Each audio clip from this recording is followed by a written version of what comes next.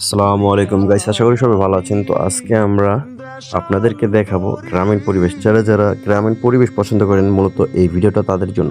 আর এই গ্রামটি মূলত ঢাকা সাভার থানাতে অবস্থিত। তো আজকে আমরা যাব নদীর ধারে। তো ব্লগটি দেখে দেখুন আর এনজয় করুন।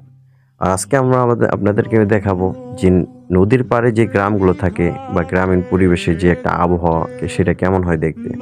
তো এটা মূলত খুব নদীর ধারে, খুব নিকটবর্তী এলাকা। তো যে যখনই এই ভিউটা দেখছি, দেখার সাথে সাথে আমাদের মনটা পুরোই জুড়ে গেছে, দুই চোখ জুড়ে গেছে।